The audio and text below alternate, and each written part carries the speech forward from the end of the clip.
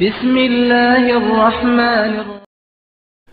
أعوذ بالله من الشيطان الرجيم. بسم الله الرحمن الرحيم. والصلاة والسلام على رسول الله على من لا نبي بعده. إن الحمد لله نحمده ونستعينه ونستغفره ونعوذ بالله من شرور أنفسنا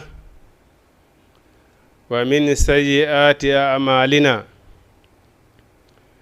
من يهد الله فهو المهتد ومن يضلل فلا هادي له. وأشهد أن لا إله إلا الله وحده لا شريك له. وأشهد أن محمدا عبده ورسوله. أيها الإخوة الكرام والأخوات، أحييكم بتحية الإسلام ألا وهي قائلا لكم جميعا السلام عليكم ورحمة الله تعالى وبركاته. musidɓe julɓe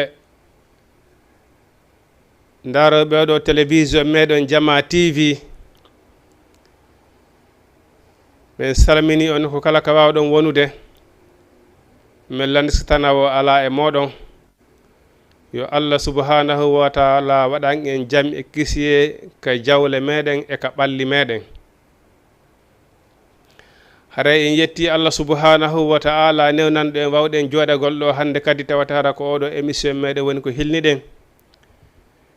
en tori Allah subhanahu wa taala yo Allah newnan en ɗum ɗo wawa kontinde asfeji men ɗin noko kala ka wonɗen. Allah ɓeydana en jam e kisiye.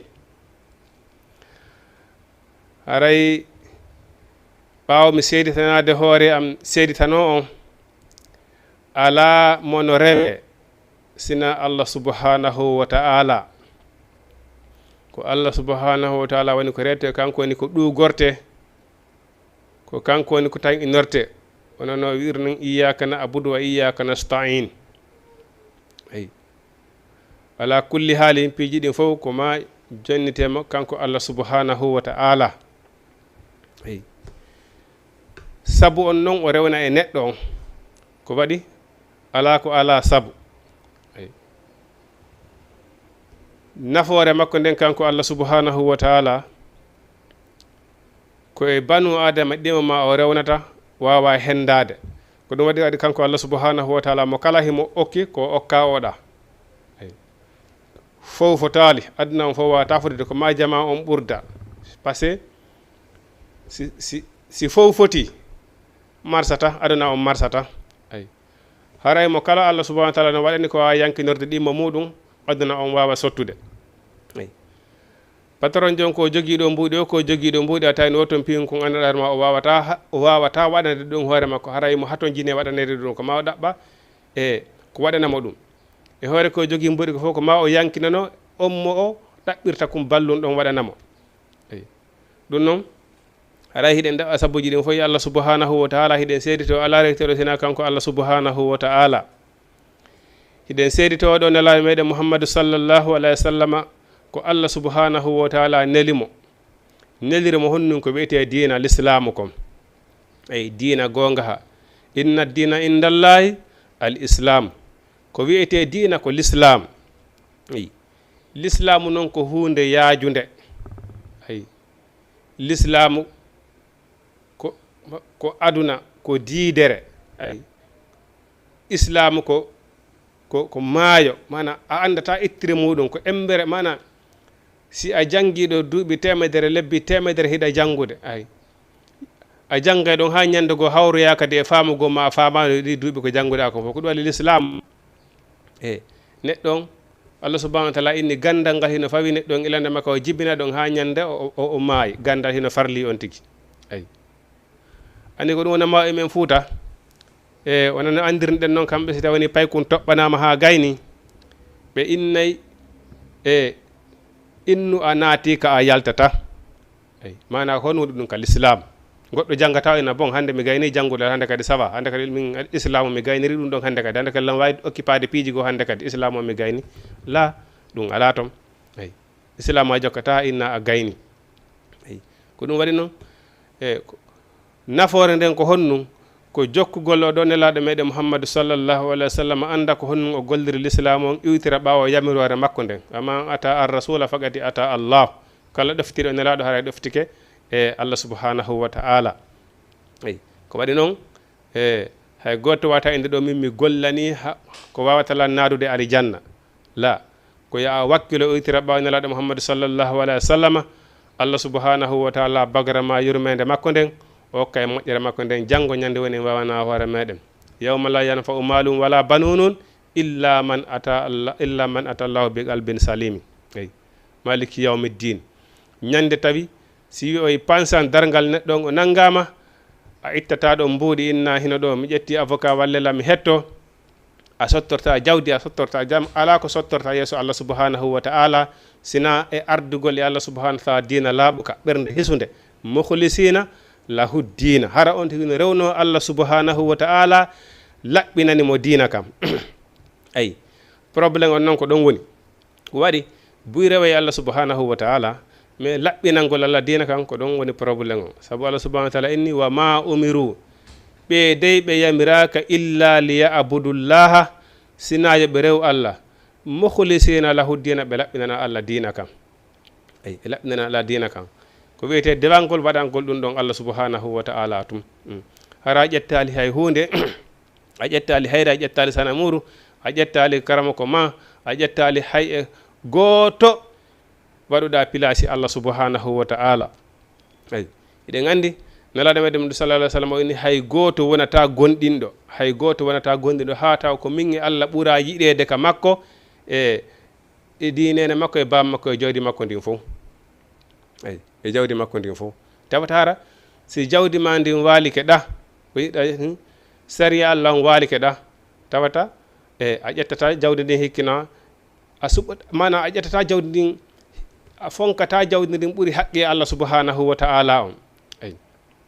ko ɗo waɗi sallah subhanahu wa ta'ala ni innama amwalakum wa auladukum fitina ayi sabuna enen hannde ko fiiɗe ɗo jawle e fiiɗe ɗo ɓiɓɓe ko fi o ɗo aduna mapini en ayi fi diina allah kan ɗum ɗon mapina en joni noon ɗe jawle e ɓe ɓiɓɓe ɗum ɗo fof neɗɗon ko darnoyteɗo yeeso janngo allah subhanahu wa ta'ala o landite ayi koko allah subhanahu wa ta'ala jari borma ayi ɓiɓɓe ɓen hino farlima newgol ɓe neyde l'islam waɗana ɓe haqqe ko farli babaji e hoore ɓiɗɗo kon ayi neɓe neydi l'islam ayi sonna ɓen waka zalika ayi par ce que an woni responsabilité maɓɓe ha yeeso allah subhanahu wa ta'ala joni noon ɓeɗo si tawi woni ari ɗo yanggani keɓe fi aduna on tun a wallalno ɓe tottira haqqi allah subhanahu wa ta'ala on ndi ɗum haaray ko fitna wonande on tigui ɓe ko fitna wonande on tigui ɗum noon hiɗen juula ɗo nelaɗo meɗen mouhammadou sallllahu alayhi wa sallam eɗen toroyo allah subhanahu wa ta'ala ɓeydanmo yurmede ɓeydanamo jaam e kisiye newnan eɗen ittirgol ɓawo nelaɗo meɗen mouhammadou sallllahu alayhi wa sallam andina en ko waɗi kon wawen jokkugol ɗum ayi wawen jokkugol ɗum onon oyi bisimillahi en andi bisimillahi ɗum ko inde allah subhanahu wa ta'ala inde ɓurde e mawnude bisimillahi ko inde allah arrahman on neminɗo julɗo e keefeero ka saare aduna ɗo ayi saliɓe allah subhanahu wa ta'ala ɓen e mana ɗon andi wona heeferaɓen hiɓe sarigo e sariya allah subhanahu wa ta'ala o kono toujours no yewtirten noon hino e menen enen jilɓe ɓen kadi nde allah subhanahu wa ta'ala wi'uno ibuduni wala takfuruni rewelam wota on yeddam ayi ko ndin ɗon ahadi woni hakkude allah subhanahu wa ta'ala e neɗɗo on ɓawde o tagimo o timminanimo tere ɗen fop ayi o timminimo tere makko ɗen o addi nelaɓe ɓen o holli ɓe lawol ngon wawato rewde o indi ko yo rewan wota on yeddam ibuduni wala takfuruni ayi déjà nde o tagguno baba adama o wallinimo o soori won kikin den tawde en fof meɗen ko en ɓi adama banu adama fof ko goto hay goto ɓuura goto ayi innama akramakum indallahi atqakum ko ɓurduɗen yeeso Allah subhanahu wa ta'ala woko kulol Allah ko ɗum waɗi so Allah subhanahu wa ta'ala ni wata zawadu yooɓe inna hayra zadi ko ɓuri moƴƴude jooɓaari fof noon a taqwa ko kulol Allah ayi Allah subhanahu wa ta'ala ni ko ɓuri marde martaba kan ɗo ñande janngo fof ko ɓurɗo lan holde ko Allah ko fi honnuno par ce que en fof meɗen ko en ɓi adama en fof meɗen ko en ɓiɓɓe badal ko gooto woni baba meɗen en fof ko en ɓi adama ko ɗum waɗi ngo o hasindirgol aynirangol waɗugol banu adama ɗimmo mum ko musidɗo ma wonɗa e waɗude bon ya andu to Allah subhanahu wa ta'ala darnete ñande janngo o ko ɗum waɗi so Allah subhanahu wa ta'ala ni kala ko waɗuɗa banu adama ɗimmo ma ñande janngo on daroy to waɗon contrat nde sa jontema haqqe makko hay goto yarata e haqqe ɗimmo mum ñande janngo ay a yahoy ta laakara hay mo waɗunoɗa on si ɗara mo wannoɗa on hara kanko kaka yiite o yahata anka ka alijanna yahata a jonitemo haqqe makko on si o yaha ay la ay en fof meɗen ko en ɓi adama ay ko ɗum o hasindirgol gerindirgol aydirangol ɗum ɗon fof ko hunde nde andanda hoore maɗa ko lorra wonande joom muɗum ayi arrahman ko ɗum ɗo okkin en fof sansi nde tawde Allah subhanahu wa ta'ala ko yurmede makko nden woni ko adi cippade e hoore meɗen ayi Allah subhanahu wa ta'ala ni kanko nde ɓawdo wi rewelan wota on yeddam hay si a yeddima Allah subhanahu wa ta'ala kanko ɓay tun o fodino o wi o timminani e nemaji men ɗin hayta o neminama ko fodunoma kon o jonne wonano wiire noon himo okka aduna mo yiɗi mo yiɗa ay laakara noon okkata sina on mo yiɗi kaman yuridullahu hayran yufaqihu fi din ay Allah subhanahu wa ta'ala ni kala okkaɗo okka faamu islamu gandal islamu Allah subhanahu wa ta'ala ni haray faqad utiya hayran kasiran haray on ɗon mi okkimo moƴƴere mawnude ay a okkama l'islamu Allah subhanahu wa ta'ala newnima kadi gollitirgol l'islamu on Allah subhanahu wa ta'ala fagadi otiya hayran kasira an noon aray a okkama moƴƴere mawnude yo Allah subhanahu wa ta'ala jarribor en famugol oɗo l'islamu nenanen kadi gollitirgol l'islamu on eyi yoni noon ko ɗum waɗi si en daroɗo yedden Allah subhanahu wa ta'ala fofen ɗo hendu Allah subhanahu wa ta'ala ndu yare ndiyan Allah subhanahu wa ta'ala ɗin ƴawren jolden hiɗen e hoore tere meɗen eyi sabuna neɗɗo on si tawno hara si Allah subhanahu wa ta'ala jaɓiti nema hun gotum petti kon o neminima wallahi anday nema Allah on hine weli anday nema Allah on hine weli kono kanko nde tawde o yiɗa neɗɗo on yeddamo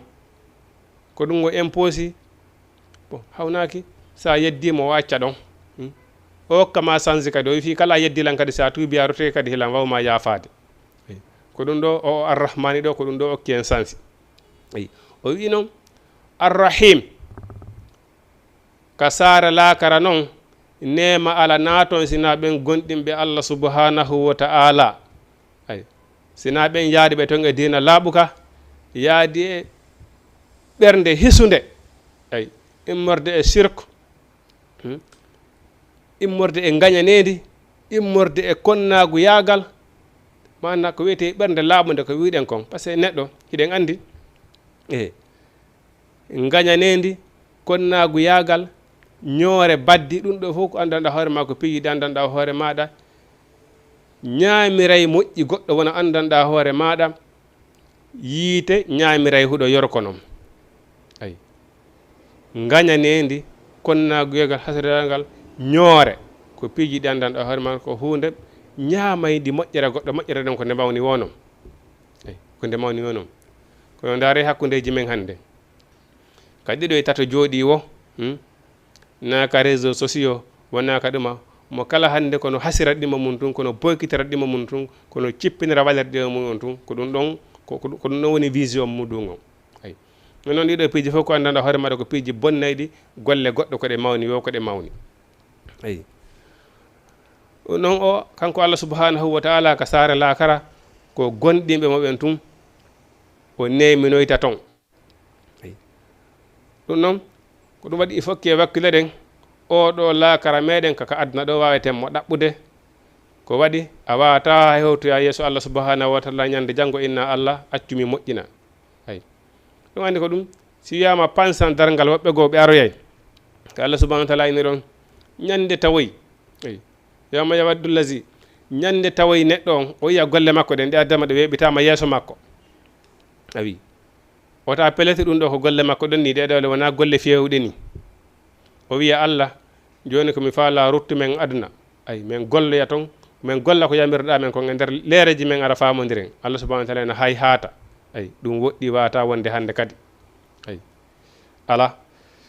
maliki yawmiddin kon tigi golluno konko ɗum o joɓete si on tigi régulali probléme jimbini hakkude mum e Allah subhanahu wa taala ko aduna ɗo réguli probléme ji ɗi hakkude muɗum e tagore nden o jonitimo kala haqqehu muɗum kum a ka laakara toon ko joddi woni toon ko joddi toon kon tigi golluno ɗo konko ɗum woni ko tawoyta toon yo Allah subhanahu wa taala newnage en waɗugol golle moƴƴe hakkude men e banu adama ɗimmo meɗen e hakkude men e Allah subhanahu wa taala wa sallallahu hiɗen juulay oɗo nelaɗo meɗen Muhammad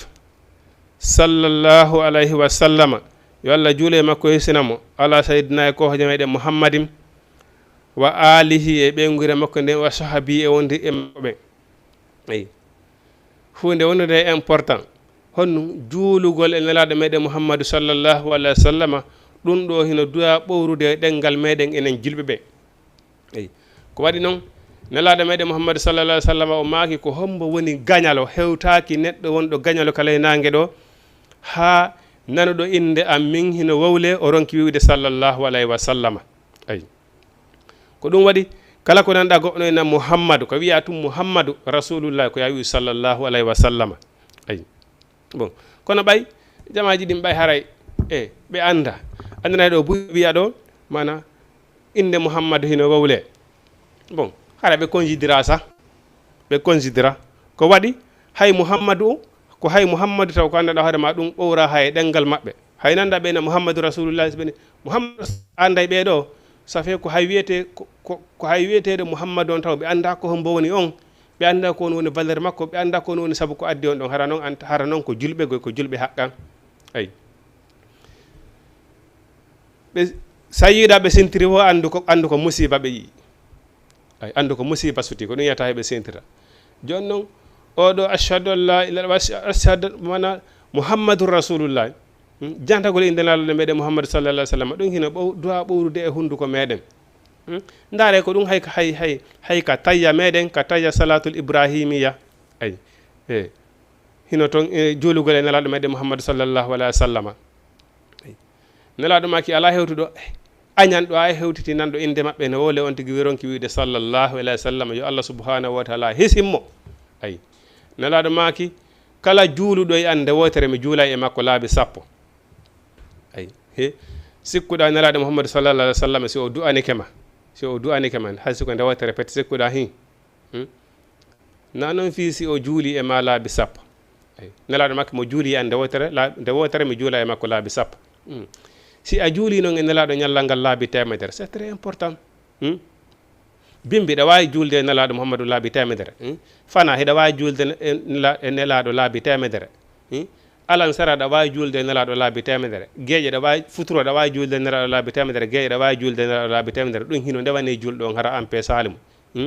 sakki wagutu jikiri wongol tew julgo e nelaɗo Muhammadu sallallahu alayhi wa sallam hay tewni hayso ko allahumma salli ala sayyidina Muhammadin wa sallim allahumma salli ala sayyidina Muhammadin wa sallim hara ko on ɗon tun hara jala allahumma salli ala madina wa ala salatu ala ibrahima ala ali ibrahima ha kaw jofoy toon hayso ko allahumma salli ala sayyidina Muhammadin wa sallim tun a heeɓi on ɗon wagutu kala laabi temedere c'est très simple ɗum hino newi nelaɗo juuli e maɗa laabi sappo ko hunde andanɗa hoore ma ko hunde ɓur wonde c'est très important wonde juulugol e oɗo nelaɗo meɗen Muhammadu sallallahu alayhi wa sallam ayi alhamdulillah hiɗen yetta Allah subhanahu wa ta'ala e tawde kanko hani yettode ay rabbil alamina ko waɗni noon ko kanko woni jeyɗo nde ɗo tagore ko kanko woni ko ne'i nde ɗo tagore kala ko woni e hoore leydi ndin ɗo kon pop ko marɗa doole wo ko marɗa doole ko marɗa nema wo ko marɗa nema ko Allah subhanahu wa ta'ala nemimma ko kanko jonima doole koye ley ɗowdi Allah subhanahu wa ta'ala de koye ley doole Allah subhanahu wa ta'ala wonɗa ay ko dolnuɗa wo ko dolnuɗa ñande Allah subhanahu wa ta'ala faala o cippina e doole maɗen taweɗa e ɓurɓe jasude ɗum hino kanko Allah subhanahu wa ta'ala mo wawi ɗum ko donnuɗa o ko Allah subhanahu wa ta'ala okkuma doole ko marɗa nema o ko marɗa nema Allah subhanahu wa ta'ala ne wawi jaɓtude on nema mo nima e nder segondu ay tawata hara hay coggu mbuusu ndiyan sina goɗɗo okkuma wata heɓude ay ko ɗum waɗi Allah subhanahu wa ta'ala innal insana la yatikha ar ra'a hustakhna ay ko ɓuri hewde kon noon neɗɗo on o beway hon si o yii o woni galo ma himo mari doole ma himo mari feere ma himo jangi himo considéra kala ko woni on ko kanko ɗaɓɓirte ballal kanko landete ay ina bewa ay ko ina bewira sabu gandal muɗal ngal walla bewira sabu jawdi muɗum ndin ma bewira sabu doole mum ɗe min ɗo o min hay goto ala wawando lan hay hunde ka kartiɗo mi darotimi walla komi faala hay goto wawi nalan ɗo hay hunde ay kono Allah subhanahu wa ta'ala hino wawamma ay ko Allah subhanahu wa ta'ala heɓidi en fof meɗen ko ɗum waɗi hiɗen yettamo kanko Allah subhanahu wa ta'ala ay wassalatu ko kanko non woni waɗɗo julde wassalamu e kisal ala seydina e dow o ko hojo meɗen Muhammad o wiyeteɗo Muhammadu mo wi en iwtiri ɓawa muɗum ay laqad kana lakum fi rasulillahi uswatun hasana ay uswatun hasana ɗum oɗo ko kanko woni waɗɗo julde o waɗi kisal e oɗo e meɗen enen jureɓen fopp ay o waɗi eɗen andi nde o farluno nde ɗo julde o wino ko am Muhammadu mi farli ɓe maɗa e mofte maɗen juulugol ɗeɗo julɗe 50 kono e fattana ɗen ha ɗoyta heddi julɗe 5 ay o wi oɗo noon khatimun nabiyina ko timmode annabaɓe nelaɗo meɗen Muhammadu sallallahu alaihi wa sallama kanko ko kanko woni finition ko kanko ari ko mankuno e dina kanko wiyete dina l'islam ko mankuno e dina kan fof o ari o timmini ay o nela kadi e tagore nden fof o nela e jinna o nela e yimɓe o nela e alyahuda e annasara fof e arabu ay wala arabiyum wala ajamiyum wala arabiyum nelaɗo kanko koye tagore nden fof woni ko nela ay wona annabaɓe heddiɓen fof noon sa darata tawayno ko yimɓe maɓɓe ɓen woni koɓe nelate ay hara ko yimɓe maɓɓe ɓen tun woni koɓe nela mana yimɓe ɓen si ɓe woni nekka harleydi ɗo ha ɓe woni yeddi ko waɗi tagore kala tagore mofte kala tawi no heewi ko woni yeddirde Allah subhanahu wa ta'ala ay no heewi ko woni yeddirde Allah subhanahu wa ta'ala bon si ɓe yeddi noon Allah subhanahu wa ta'ala ha Allah subhanahu wa ta'ala nela annabajo go e maɓɓe na fi rentingol ɓe konko ɓe woni yeddirde Allah subhanahu wa ta'ala ɗon ay nelaɗo noon kanko ni akhiru zamanu o ari timmingol ay timmina dina kan fof al yawma akmaltu lakum dinakum hande dina ko timmi hay fusi arata hande kadi ko wiyete dina ko ɗum waɗi dina l'islam c'est très simple ay no hawni ha ko tata hande ɓeyɗo julɓe hino luutodiri ay ɓeyɗo no wiya ɗum ɗo ɓeyɗo hino wiya ɗum ɗo ñakkata noon wasude wonde ay ñakkata wasude wonde bon bon ko waɗi mana si yimɓe ɓen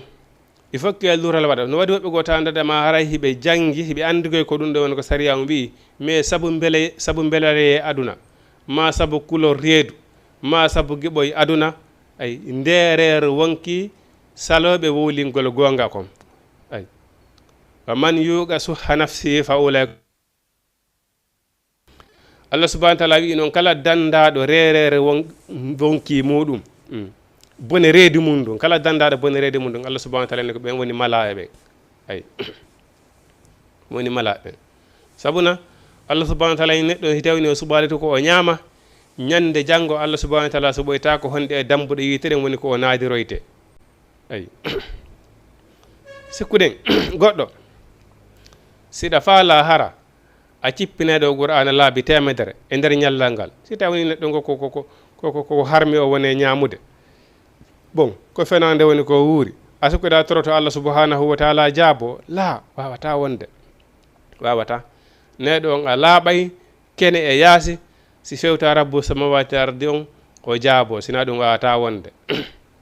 eyi wawata wonde ɗum ɗo ina heewi e hakkude jele ɓen joni noon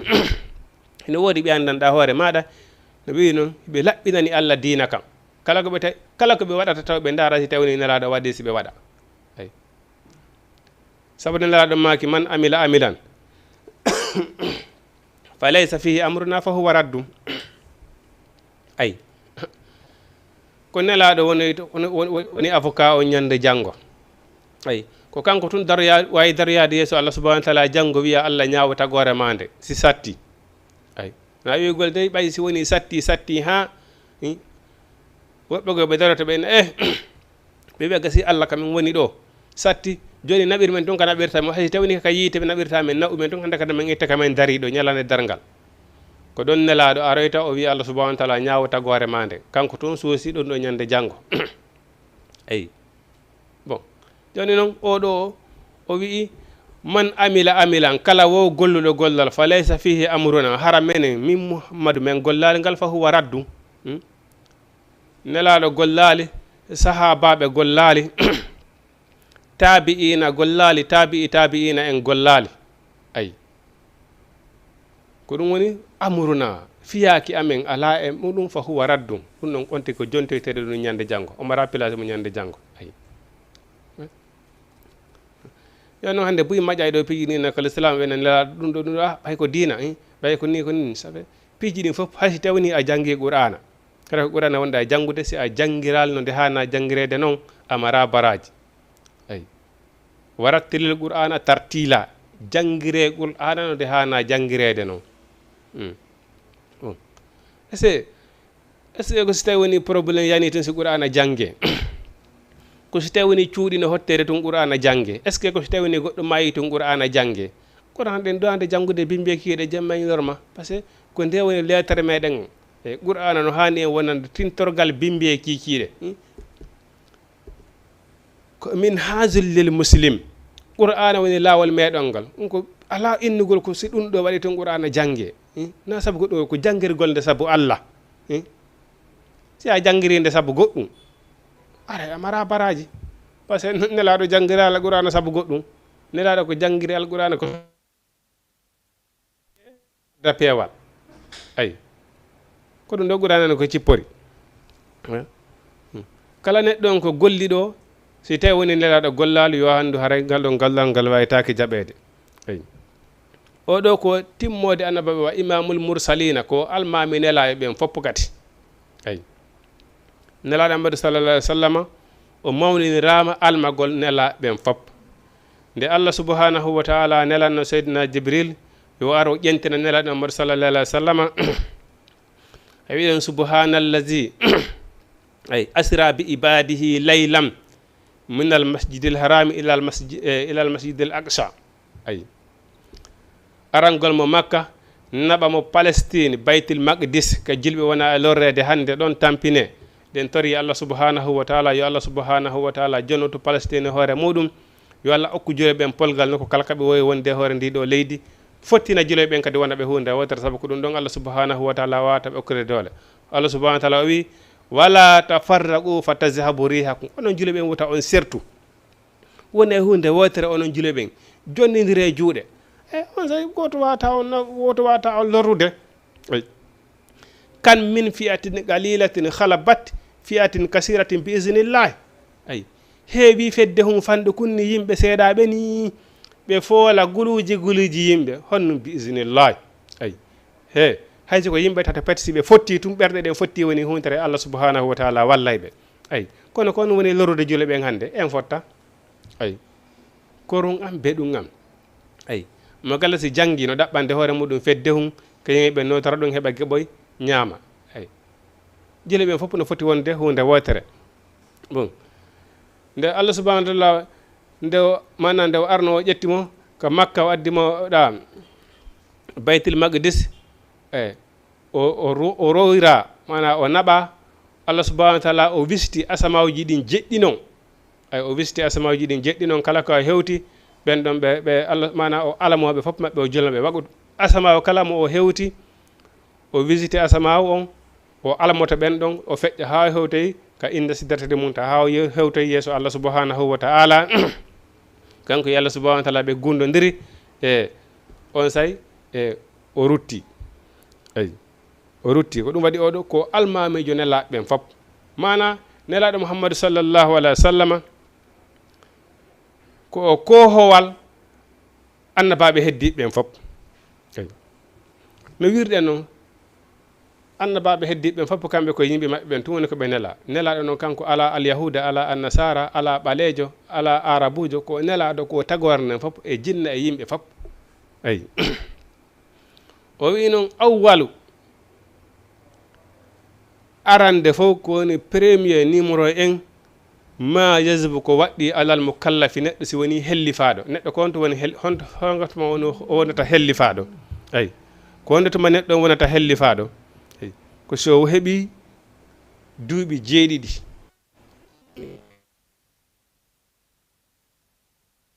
7 wal dina l'islam fawi kemo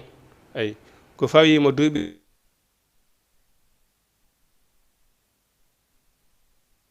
eyi wadribuhun alayha bi asrin yamireɓe e mon ɓen julde dewal kaɓe heeɓi duuɓi 7 ɗon si yeehi ha ɓe heeɓi duuɓi 10 ɓe salike juulugol Allah subhanahu wa taala ni piyeɓe wona noon piggal helaygal wona piggal barminel ngal ko piggal needi eyi piggal hulɓinirgal ko waɗi paykum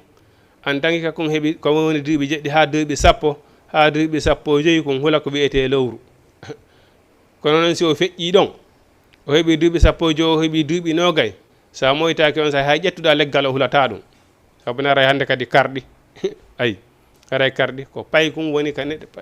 pullo fota en ni bullal ko baggal ngal woni ko seeɓata eyi baggal ngal woni ko seeɓata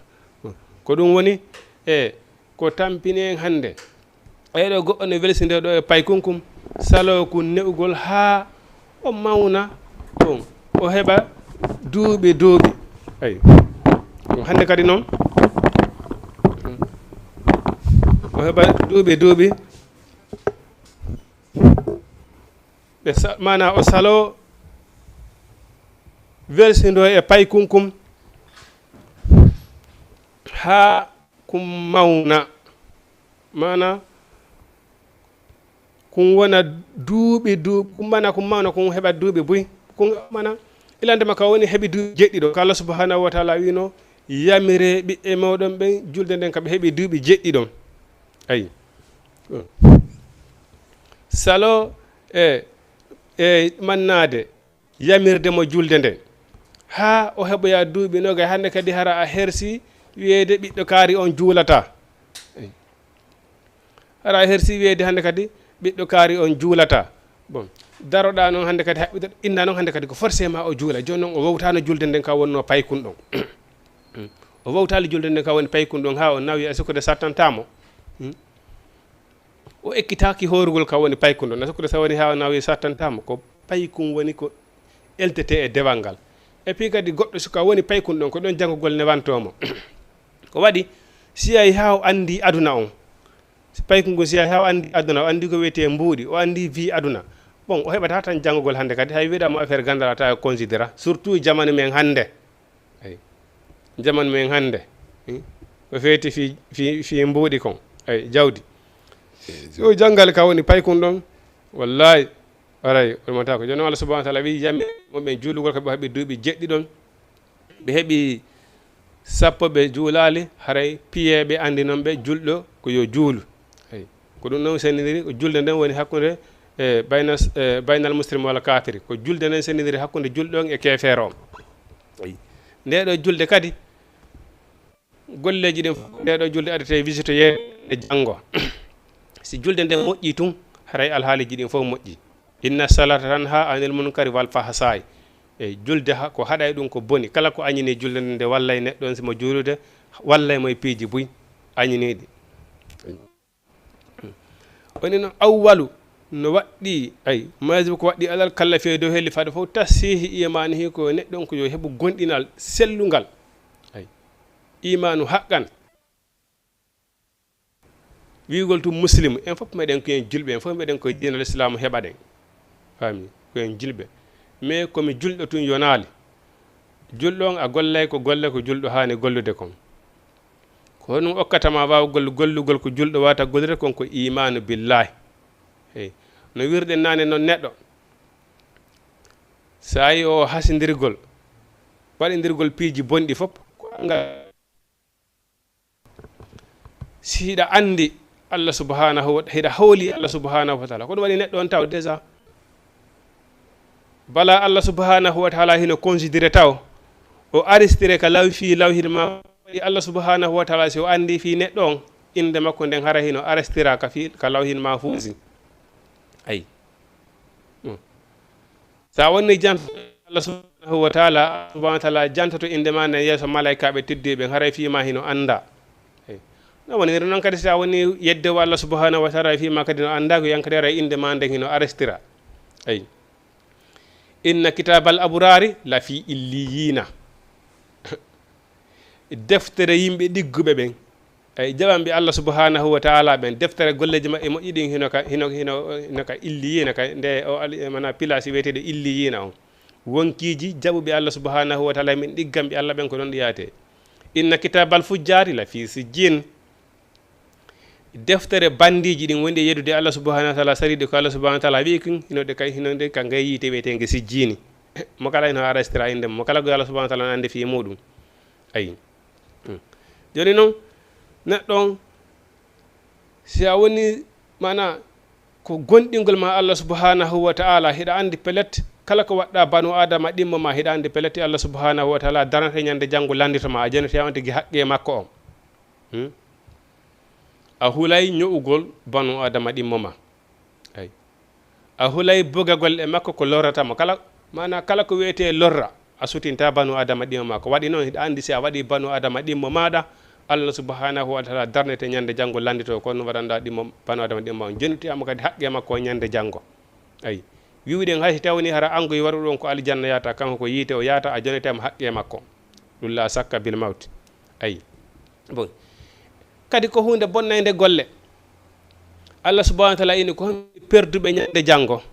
ko garnoɗo tawi hino juuli itti sadaka hajji waɗi moƴƴere yiɗi jeena sappo arya tawa yiɗa ñowno ban ɗimoma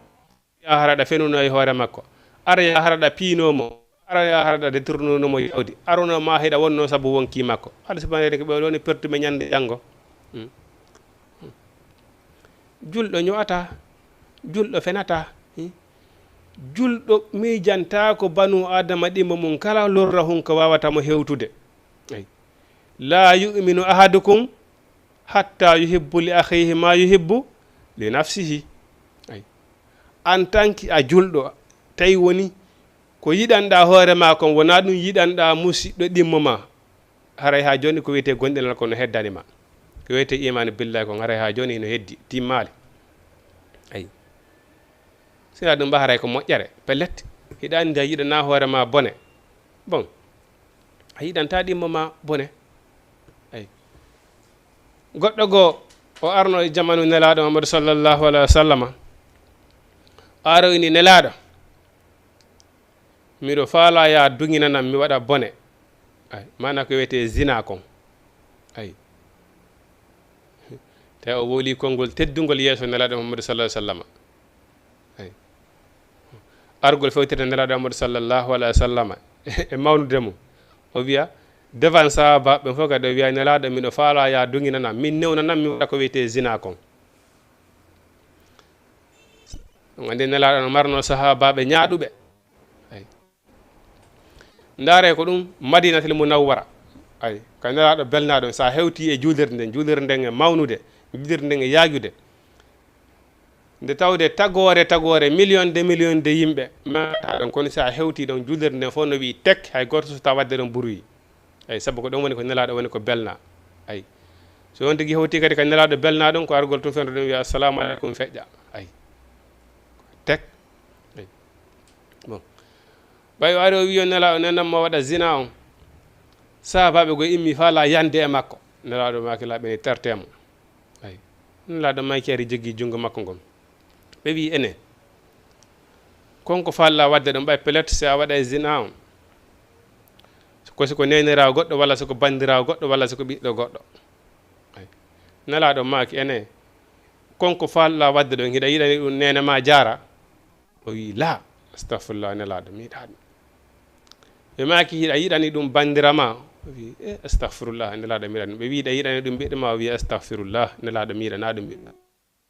ata yiɗande ɗum ɓiɗɗo goɗɗo walla bandira goɗɗo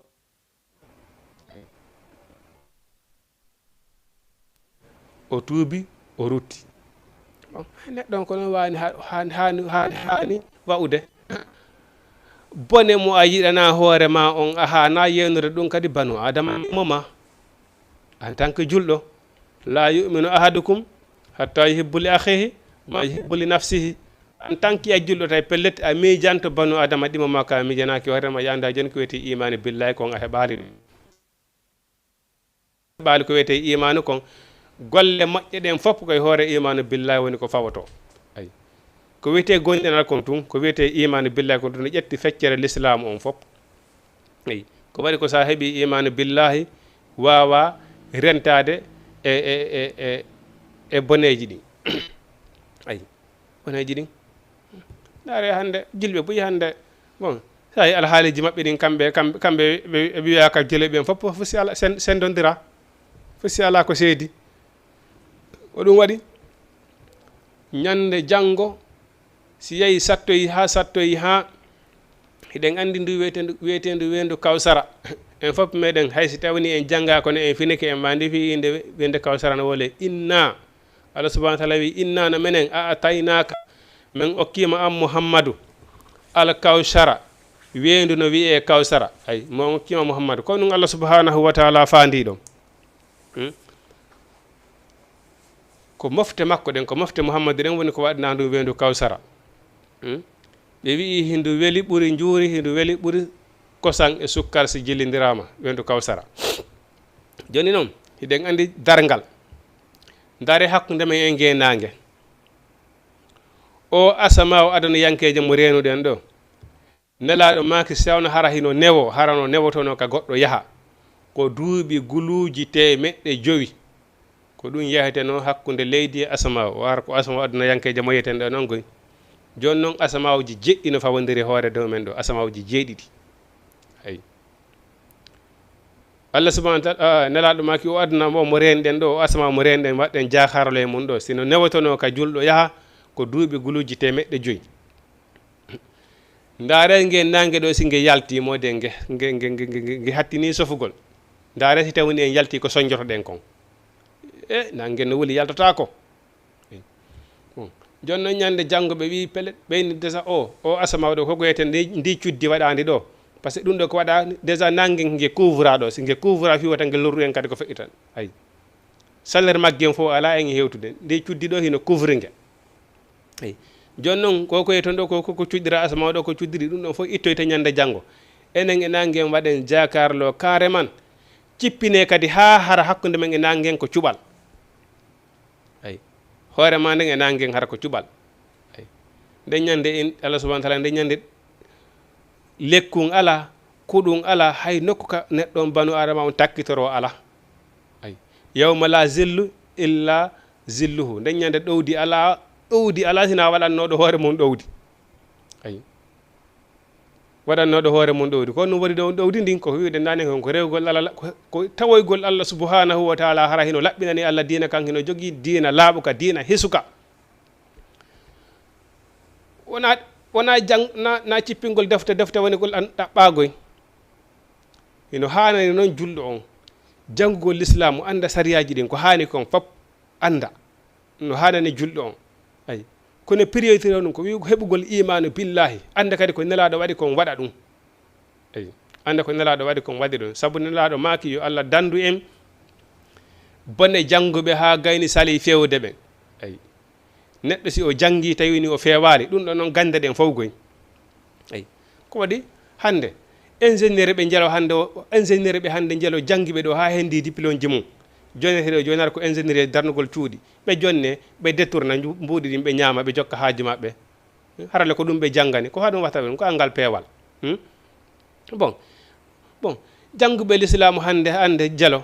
hino andi ko gonga on woni ɗon hino suuɗi salawolde gonga on no wirde noon saabu gueɓoye aduna piji ɗin 9 woni ka l'islamu woni ka gandal l'islamu woni ka gandal aduna yankowal neɗɗon si o jangi o fewali tun haara o woni poson par ce que ara yeeɓe hino andarimo hino yakarimo bon o ala e rewde laawol ngol ay o ala rewde laawol ngol ko ɗum wasinalaɗo makko yo Allah dandu en bone jannguɓe ha gayni sali fewde ɓe ay joni noon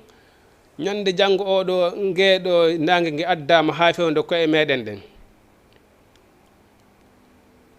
woɓɓe yeehi ha fubbike lakkere muɗum nden ndu wiyetendu kawsara Allah subahanahu wa taala ndu wi innana minen a ataynaka min okkima ya Muhammadu al kawsara wendu no wiye kawsara o watti ɗum honum woni fa salli juulu woni juulowo de honnum li rabbika wonande joomima fi honum neɗɗo o juulanta ko ya juulu fi Allah wulirta fi Allah wiya julɗo ko juulowo fa salli juulu li rabbika wonande joomima o watti ɗum honum o wi wan har boroɗa mana honnum hirsana Allah subhanahu wa taala ko ɗum mana ko wiyete layya kom donkin si hewti tawi woni Allah subhanahu wa taala hokkuma feere a heeɓi dammol ko waɗa layya layyoɗa itta sadaka ayi onni fa salli wan harɗa ay rabbi kam wan harbo inna sani'aka taƴiɗoma huwal abtar o yandu kanko woni taƴiɗo moƴƴere Allah nde kala taƴiɗoma nelaɗo kala ɗo lorol ma nelaɗo yandu kanko ay an julɗo si a fi ɗaɓɓira ni Allah dina kan kala miigiɗo lorgol ma sabu Allah ko kanko woni e soñjitade ay accimo ɗon sabu no ara hata ko kanko yo Allah subhanahu wa taala woni e kombatude bon joni noon ndu wendudu kawsaran ndu Allah subhanahu wa taala wolli fi muɗum manti si yeehi ha dargal ngal sofoyi no wirɗen noon ngenangue ngue adduyama ha fewde koye meɗen ɗen hakkude meɗen e maggue woni cuɓal mofte nelaɗo ɗen dogoye yarogol ka wendu kawsara ɓe fokkita toon malayka ɓen sakkoɓe ƴetta leɗɗe luuboɓe innan yarata ɗon nelaɗo ɓe ara ɓe imposo ɓe wiya ɓe wiya terteɓe ko moftene ɗe hiya ummati ko mofti an ɗen i on anda ko ndu wendu ko saabu maɓɓe sa ɓe malaka ɓe maka la ɓena ɓe sanzino Muhammadu ɓe sanzino ɓe ko adduna ɗa kon ɓe akkitina ɗum few ay ɓe jokkino goɗɗum go ay ɓe jokkino tawa noon hara ala ko nelaɗo wawi saabu Allah subhanahu wa taala wi wa man tasabbaha bi qawmin fa huwa minhum neɗɗo fof neɗɗo kala mo o nandintini e muɗum kala mo askentini e muɗum Allah subhanahu wa taala kanko e ɓen ɗon imindinete ñande janggo ay julɗo a jogoto culture julɗo mais taw woni ko a julɗo tawi comportement on yarade comportement julɗo a ƴetti culture woɓɓe goo hande Allah subhanahu wa taala ni ba'dal bi'sal fusuqu ba'dal iman boni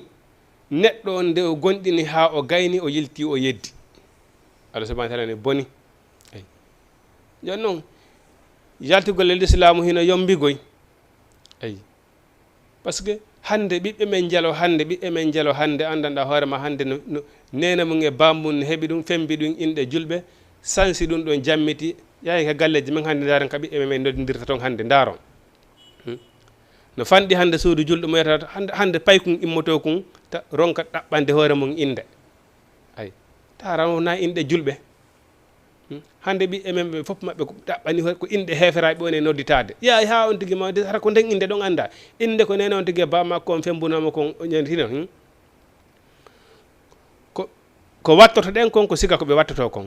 mana culture men on fof ko culture yimɓe ɓe andanɗa hoore maɗa na jeeyaɓe dina l'islam wona andiraɓe l'islam ay wona jeeya na julɓe ko culture ɓe wonde e ƴettude ay bon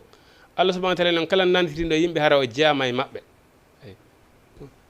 ay noon ko ɗum ñande hewtade on dargal ɗon satta tawata hara nelaɗo wawata waɗanoyde en intervention par ce que fewnu en sansino ko nelaɗo addi kon fes en akkitino dina meɗen kan en jokkino dinaji woɓɓe go en jokkino comportement woɓɓe go en tertino ko wiyete comportement l'islam kon fes ay en tertino ko wiyete comportement l'islam kon Allah subhanahu wa taala ni kala nanditiniɗo yimɓe haray o jeyama e maɓɓe ɗum ɗon noon haray no waɗɗi e oɗo hellifaɗo nde o sellinta gonɗinal makko on ay o sellina gonɗinal makko ngal o anda ko honnum waɗɗima ko honnum moƴƴinantamo golleji makko ɗen awwalu ko addi fof majiba ko waɗɗi alal kala fe dow hellifaɗo tashihu ko nde o sellinta imanihi gonɗinal makko ngal ayi summa ma'rifatu on say juɗɗo on o anda ma yuslihu bihi kala ko moƴƴinanta mo fardu aynihi ko tata farillaji toɗɗiɗimo ɗin ayi ka ahkami salati ayi wonano wirɗen wona ñawore julde ko honno juldirte julde ma boni ko honno waddirte ayi wa siyam e ñawaje korka neɗɗo o anda ɗum ɗo fopp ayi wa taharati ko honno woni kon tigi laɓɓinorte hono na natugol e duuso ha gane hebbito ndiyam pompo sampoyen loto sikka laaɓi ayi so ɗongal waɗɗikima ko honno laɓɓinorta siko janaba waɗɗikima ko honno neɗɗo o laɓɓinorta si a naati e julde ma boni ko honno wata wattirde korka ma si bonirima ko honno wata wattirde ayi ɗum ɗo fo ara ɗum ana ko wiyete ñawore julde kon fof neɗɗo on o anda ayi nomu Jama TV haray neɓata leere men on yona heddani ken ɗo 10 minutes haray hiɗon wawi wadde 78 116 82 38 e dans 5 minutes 7 minutes inchallah rabbi wawi en waynodirde ka Jama TV si tawini no wodi ko wawa landade si tawini ko men andi fi muɗum men andi nan si men anda fi muɗum kadi wawi marde ɗum inchallahu ha ɓadodiren e karama koye meɓen ɓuuri ɓen tewde e bindi ɓen wa ma utitum min al ilmi illa qalila ayi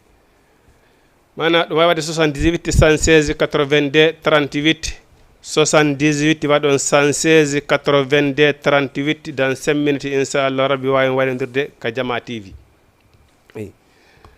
mana neɗɗo on en tant que julɗo o anda farillaji farliɗimo ɗin joni si ka julɗo si tawi woni ya andi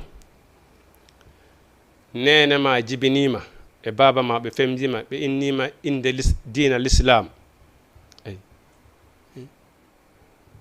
Allah subhanahu wa ta'ala wi jammore neɗɗo jammitagol joni exemple hay si tawi woni nene ma e baba ma ɓe jibinima ɓe fembima ɓe innima inde julɗo daganta koma ko ɗaɓɓa inde goo ɓuuri ko nene ma e baba ma fembu ma ko hay tawini ko inde julɗe goo kadi hay ko inde moƴƴere ɗaɓɓoyta waɗa en tant que ko inde moƴƴere nene ma e baba ma suɓanima amara droit changegol nden inde ma ɗum na noon firi a julɗo haqqan nene ma e baba ma jibinama ha gayna femba ma inna ma inde julɗo hara ala ko waɗa sina changegol nden inde ɗon kadi inni to kadi inde kefeero mo wolata inde Allah haqqan ay mawnira e nden ande no hawni goy par ce que heya yawti a dargal noddeɗa inde nde nene ma e bamma femmude manen tawa watande newtade ay tawa watande newtade amanta sababi gawmi fa huwa minhum ay est ce que julɗo on andi ko moƴƴinantama golle ma ko hiɗa andi ɗum siko a julɗo hiɗa anduno peltete ɗum ɗon Allah subhanahu wa ta'ala wi bi'sal fusuqu ba'dal imani boni neɗɗo nde woni gonɗinɗo ha gayni o yalti ka hoggol islam o cikkitoyi ɓaawo sinene ma e bamma jibinima indima inde julɗo aɗa a nodditike inde keferajo a jammitike inde keferajo ma tawi woni an bonateri mandi ko heferaɓe ɓornorta noon mana ko comportement maɓɓe on joguiɗa a yalti ka l'islam ko a yaltini hoorema l'islam ay bi'sal fusuq nantama golle maɗen kon ay fardi aynihi farilla ka ahkami salati ay wona ñawore julde wa siyami e korka wa yajibu hino waɗɗi alayhi e dow hellifaɗo an yuhafisa nde o renoto ala hududillahi o reno e hoore kere sariya Allah ɗin assalamu aleykum salamu aleykum oustaz aleykum salam wa rahmatullah miɗo siwaɗo émission on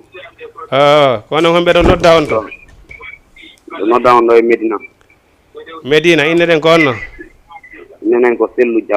Sellu Diallo ay miɗo fanno landade so tawi wonti on ara yimɓe ɓen an a yiɗa ɓe noddirama inde nden ɓe noddirma nden inde ɗon si tawi inde nden ara ɓe noddirma nde an a yiɗa ɓe noddirma a yiɗi accande e noddirgol ma nde wonno ara ɓe noddirma nde est ce que ɗon ara no hani bon saloɗa notade inde nden par ce que hino daganoma inde ma ko nena bamma fembu ma kon awa bon si tawi woni ɓe noddima awa joni mi jonnete exemple minen meɗen mari ko tirawa ka men bon ko mana nam Mamadou Sellou Diallo depuis Medina joni minen mari ko tirawa ka men fene ko ɓonno pay koye ɓe joa ballon o jammitina toon inde goo tawi inde nde wona inde julɗo kono e nder bawgal Allah ngal ɓayayi ha o to wiye duuɓi seeɗa o mawni o andi jammitagol wona ko moƴƴi ganti ngani yeyi ɓe noddayno mo nden inde nde o jammitino tawi ko nden anda kono ganti ka o saloto notade o wanno aventure o arti ka amen yeyi ɓen tawi nden jammorde nde domini e makko moƴƴa noon kono o salti fesi o sali si temedere noddimoni ɗen o sali notade nde fesi o enni he ko wuuri bayle woni ko minete ko wuuri bayle woni anda kadi inde makko nde normal nde nene makko e baba makko fembanone nde artino ay nde artino o mutinino indere nde o jammano nden fes si a tawi inde nde jammaɗa nden nde moƴƴa fami si ɓe noddima ɗa mari droit plein droit saloɗa notade kono hayɗi notoɗa wona no minnetande ko kaari minnete on sahi faalaɗo yon famodiri o noddete inde ko fembaɗa kom ayi kadi hay si tawni ɓe noddima si Allah no renanma a yiɗa amara bakka to e muɗum par ce que Allah no renanma a yiɗa ay amara bakka to e muɗum ko wontu noon haray haalamɓe e noddelanko mi femba kom salamu aleykum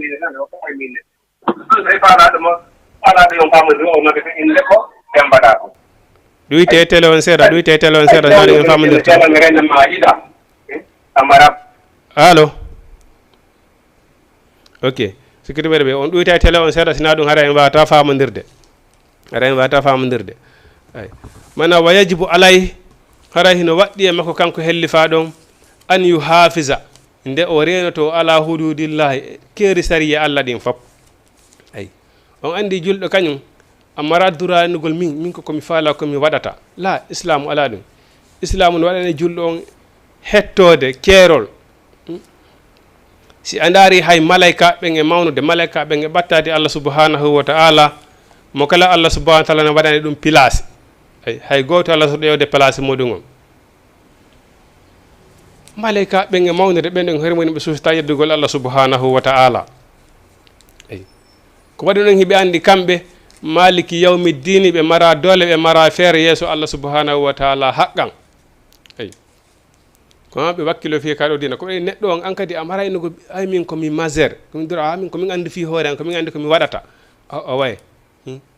ndaaru ko moƴƴatma e dina maɗa an kan waɗa ɗum ay sabu nelaɗo meɗen sallallahu alaihi wasallam assalamu aleykum ɓe mara dole ɓe mara feere yeeso Allah subhanahu wa ta'ala haqqan son ɗuytali télé moɗon on en mbawata famodire son falama nadde ka Jama TV 78 116 82 38 on ɗuyta e télé on ha sesa carrément si wawa nadde par ce que voix mon on hino yaltude ga hillan nanude on mais ko noon on alalangue nanude par ce que hiɗon ɓeydi volume télé on ayi si tawi woni nelaɗo meɗen Mouhammadou sallllahu alayhi wa sallam mo Allah subhanahu wa ta'ala wi'i hay goto wawata natude aljanna sina say kanko nelaɗo Amadou sallallahu alayhi wa sallam o naati ay ko kanko woni ɗugorde moɗen ñande janggo oɗo darike o nangi ɓiɗɗo makko on Fatima o wi he kala ko faalaɗa e aduna waɗu silam mari feere landolan silam mari feere en waɗante hakkude ma e Allah subhanahu wa ta'ala mi wawanama ay c'est normal ay c'est normal on andi nelaɗo ko ɗum waddi nelaɗo maki o en ɗum lagadi jaakum ari on rasulu nelaɗo ay Allah subhanahu wa ta'ala wi mi moƴƴike e moɗon par ce que mi neli nelaɗo jeyaɗo e moɗon ay wolowo ɗengal moɗon on andino ko falnon kon azizun alayhi hino satti e nelaɗo on hino satta e nelaɗo ma anittum hunde ko tampoton ay honnum tampugol moɗon ngol angal jaɓugol Allah subhanahu wa ta'ala par ce que nelaɗo e margol muɗum pouvoir nelaɗo e teddude yeeso Allah subhanahu wa ta'ala neɗɗo si tawi woni a hewtoyi ñande janggo fi ko mofte nelaɗo jeeɗa nelaɗo watama waɗande intervention yeeso Allah waɗali sabu koko waɗiranama intervention la wata wonde la tuslamu wala tuslamuna wota on tooñu onon kadi on tooñoytake ayi a aroyta ñande fama jazau sayya illa sayya fay fama jazaul hasana illa al hasana ñande janggo joddi golle ala sina sina joddi bondi ay joddi golle moƴƴi ala ñande janngo sina jaɓede ko moƴƴi nelaɗo ko ala o wata wadde o wata fattanoyade goɗɗo ñande janngo tawni a waɗirali ko Allah subhanahu wa taala ko watama fattorde ay jon noon banu adama on juumay ala kulli haalin ay kono Allah subhanahu wa taala wi no anda banato bay kono o ni son bonni tuubi e rutto ɗon ay neɗɗon yo tuubu o rutto hara o wonali welsindiri o tum hara wonali welsindiri ɗo tawata ñande janngo so yowti yeeso Allah subhanahu wa taala hara bakkatoji makko ɗi no ɓuuri moƴƴereji makko ɗi ñande janngo si tawoni boneji ɗi ɓuuroyi moƴƴereji ɗi haray bon haray no sattane nelaɗo ko ara waɗa intervention ay haray no sattane nelaɗo ko waɗa intervention hiɗon andi o nanay ɓe wala ko winete kon tulde a arafi suratul arafi no wolli fi ɗum e naɓoyteɓe ka tulde la arafi ko homɓe naɓoyte tulde la arafi nden tulde konto woni a arafi ko hakkude ko direct hakkude yiite ngen e alijanna on ko ɗum tulde la arafi woni ko homɓe naɓoyte ɗon ko ɓen gollunoɓe tawata hara peeso e ñande janngo ta golleji maɓɓe moƴƴi ɗin e bonɗi ɗin hino fota ter ɓen ɗon ko tulde la arafi ɓe naɓoyte kono Allah subhanahu wa taala e nder rumen ɗara nden haray Allah subhanahu wa taala no jonni ɓe ɓe duwoto e ɓenna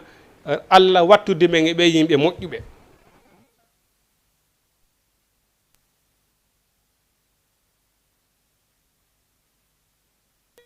onaki ko Allah subhanahu wa taala jaabini a du'aji maɓɓe ɗin ɓe nattoroye ka alijanna ayi bon kono si tawi tawoy tum boneji ɗin dominoyi moƴƴi ɗin haray no satti ka nelaɗo ba sallah sallam waɗiranayi on tigui intervention ñande janngo ayi ɗum noon an yu hafisa neɗɗo on nde o renoto ala hududullah e keeri sariya Allah ɗin fop ayi wa yaqifa o daro ndulɗon o daro inda amrihi nokko ko Allah subhanahu wa taala yamirimo ɗon waya tuuba o rutto ilallah faade Allah subhanahu wa ta'ala ay neɗɗon e no wirete noon daganta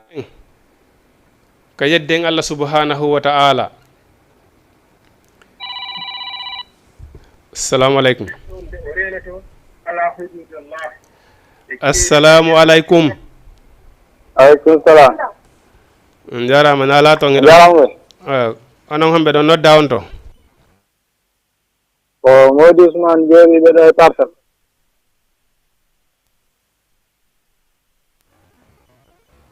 allo aray no min mari landal ngal min faala o landade awa Allah taw har ko min andi fi muɗum amin joni noon si tawi woni on tigui heeɓi konnete longal kon laaɓi ɗiɗi ara nunnuga lootaki a heɓiti kat deuxiéme fois a lootaki est ce que si tawi woni a lootitoyke kat deuxiéme fois ɗon ɗe ara e hawtodiriɓe ɗiɗi no a lootike walla ko lootorno ko gotal gotal a on tigui tigui on ko hani kono si tawi woni longal ngal heeɓima par ce que si tawi woni longal ngal heeɓima o tigui acci ɗo longal ngal lootaki e ko ɓuri hewde ko haray ɗon tigui tigui on haray ngal ɗon o wata ngal laaɓude haray ɗon si tawi woni haray o waɗino dewal ko woni e ɓaawo ɗum ɗon kon e haray dewal ngal wawata sellude haray bakkatuno e muɗum ara ha joni ngal lootiya ɗo ngal laaɓali ngal non par ce que ɗon hande kadi par ce que si tawi woni e yurmede Allah nde si tawi woni a lootoyke ɗo si a lootoyke sakkitingal ngal nam haray ko yo on tigui tuubu rutto e Allah subhanahu wa ta'ala e ngal o nennuno o sali waɗude longal mo tan par ce que haray ɗon o waɗi bakkatu ɗon haɗ nam mana a lootike longal heeɓima premiére fois e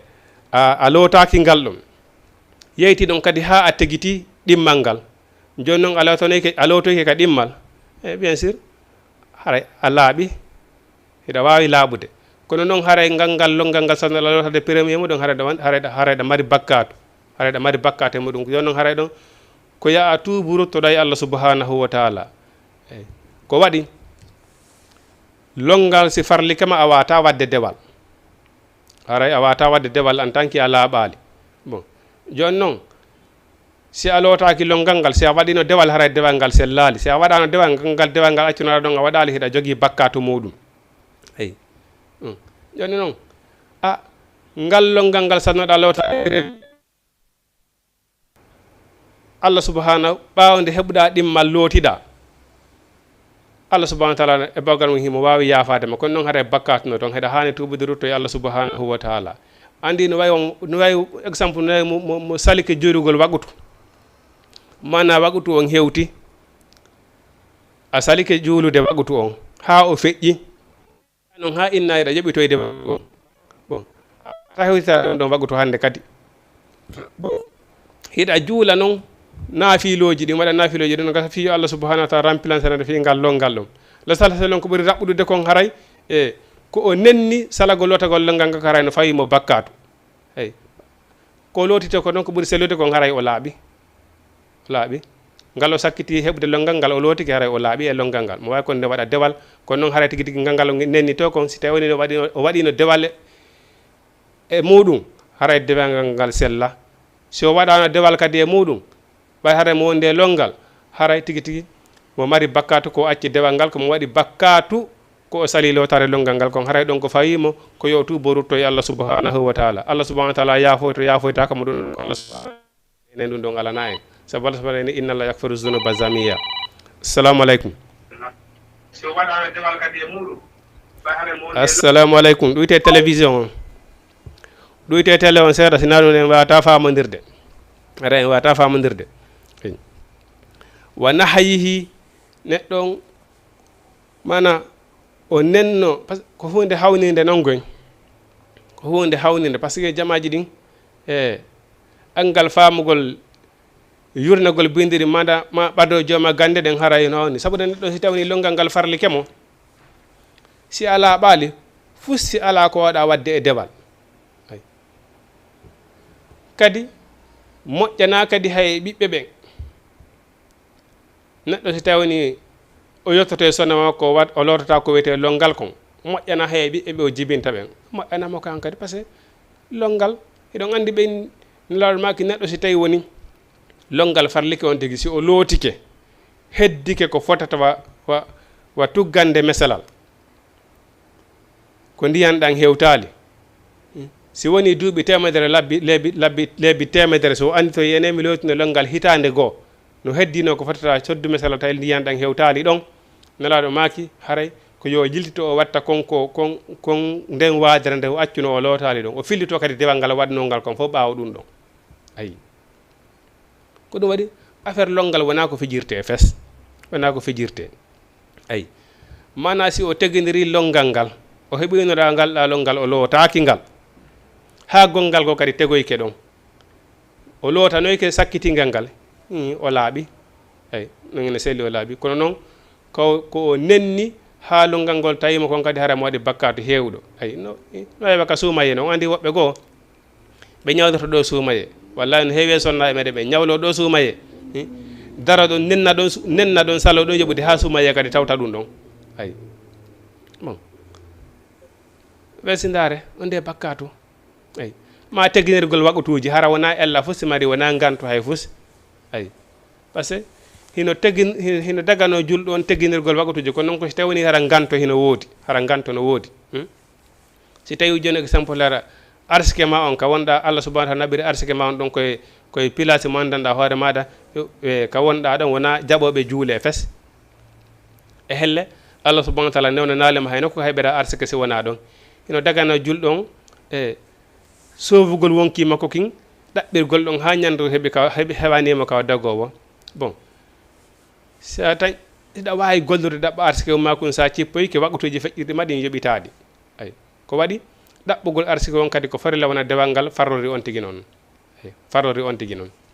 ayi bon siko juulugo manan so tawi woni hara kadi hara hiɗa wayasude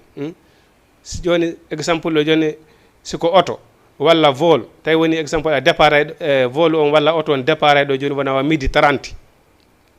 si on départ ɗon fayda on waɗay ɗon escale o hella wa 17 heures walla 18 heures ay hara fana feƴƴi alansara feƴƴi hiɗa wawi hiɗa wawi juulde ɗon aɗa wawi hawtinirde ɗon fana alansara e fana juula ayi siko wona noon kadi waktiti kadi exemple si tawni ara futuro ɓattike waɗude futuro on naati mana alansara naati waɗude alansara on naati jiɗa andi peut être si o tawani on départ ɗon joni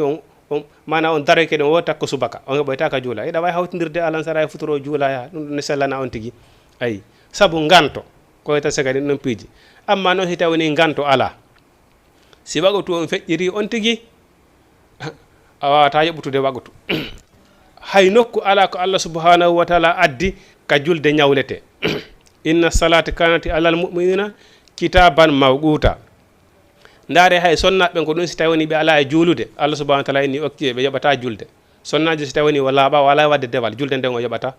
si o korka noon korka han o yoɓay kono julde o yoɓata ɗum ɗon holli Allah subhanahu wa taala hay nokku addali dalil ka julde ñawlete ayi si neɗɗon si o acci wagoto tun hara o waɗi bakkatu ayi ko ɗum ɓay noon no wirde noon Allah subhanahu wa taala ko yaaguiɗo yurmede toujours kanko himo addani en dambude fi en tuubu ruttoɗen e makko kanko Allah subhanahu wa taala ko ɗum so waɗanen kadi naafiloji ɗin wagutu kala saabi feere naafugol ɗiɗi ɓaawo wagutu on si wagutu on juulama naafa ɗon kadi ɗiɗi no moƴƴi ayi e naafiloji ɗin ka suumaye e immagol kadi jemma naafa tawde mari tan wo immagol naafa hino moƴƴi ko waɗi ñande janngo neɗɗon si o vérifiama tawi julde nden nde timmali ɓe innay ndaara si tawini himo naafayno si tawi neɗɗon himo naafayno naafilaji ɗin ƴettete remplacé julde nden eyi ko ɗum waɗi si naafugol ngol hino moƴƴi eyi i tawi noon hay wagu toon noon timmatano hay wagu toon tawi woni on tigui ala e timminne te ɗon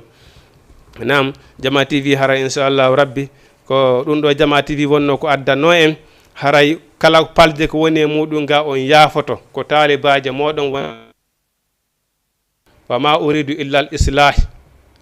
min fanda ko sina ɓangingol yeru ko Allah subhanahu wa taala famini illa qalila wona joga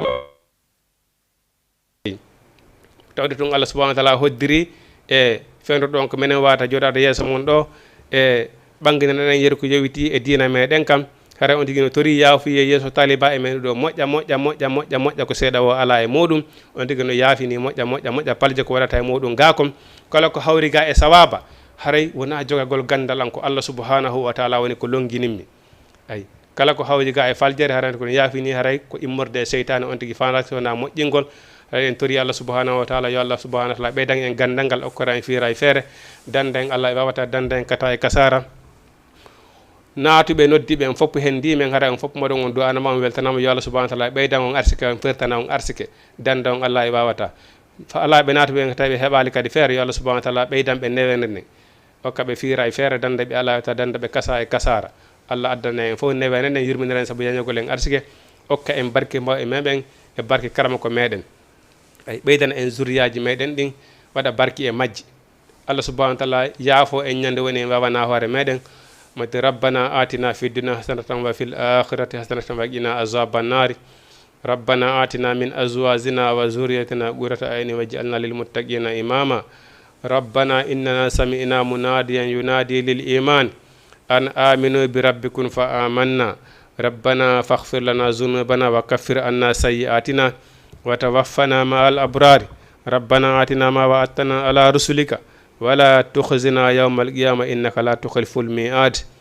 إن الله ملائكته يصلون على النبي يا أيها الذين آمنوا صلوا عليه وسلموا تسليما سبحان ربك رب العزة أما يصفون وسلام على المرسلين والحمد لله رب العالمين السلام عليكم بسم الله الرحمن